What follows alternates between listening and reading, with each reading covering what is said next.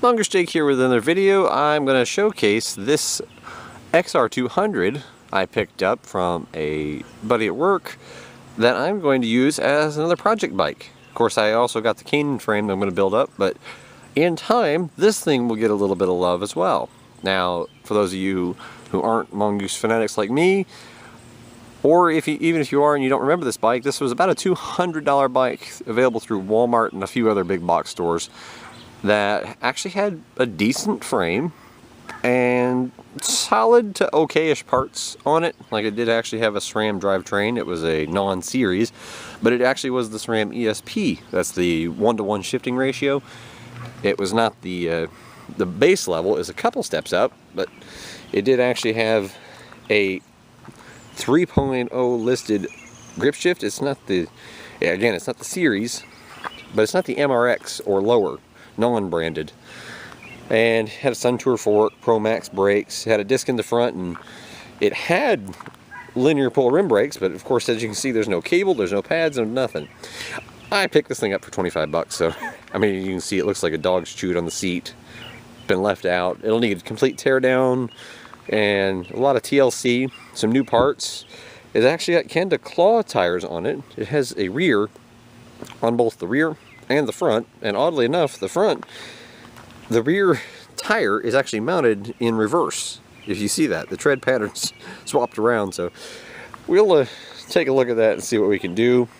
When I picked it up, he said he's more of a BMXer, and he hadn't ever tinkered with disc brakes, and when I looked at it, the disc pad, the inner one, of course, has a manual adjustment you have to hit with an Allen wrench and turn to set the distance to the rotor.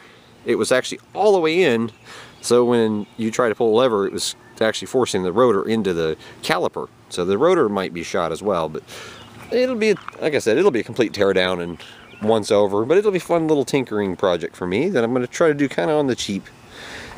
But it's an XR200. It's actually one of the bikes that I kind of wanted to get my hands on at one point, just for the frame, really, because as you see, it's a pretty nice frame. It's got all alloy. It's got a, like it says there, a swing link. Kind of reminds me almost of the Jamis frames, the Jamis Dakar frames. But it actually looks like the frame's in good shape, no abuse, no dents, no dings. And it does have a steel rear end. And one thing to notice, it has no rear pivot. It relies on the flexibility of the steel here to actually flex out a little bit, because of course it has the main pivot, has the pivot here at the swing link, but there normally would be either a horse link pivot at the bottom along the chainstay or the non-horse link on the seat stay. This has neither. So these right here narrow down to allow a little bit of flex to allow the suspension to work. And I've rode it in its current state just around the yard, and it's fairly plush without a whole lot of pedaling induced bobbing. Of course, it's got a completely non-dampened shock. The fork's okay-ish. It's a low series Suntour, but we'll go through it all. Something that you can stay tuned on the channel and watch as it progresses from a complete teardown and a slow build up. Because with my work situation and finances, it's going to be a slow project, but it'll come after the Canaan is done. But something to keep your eyes on coming up on the channel.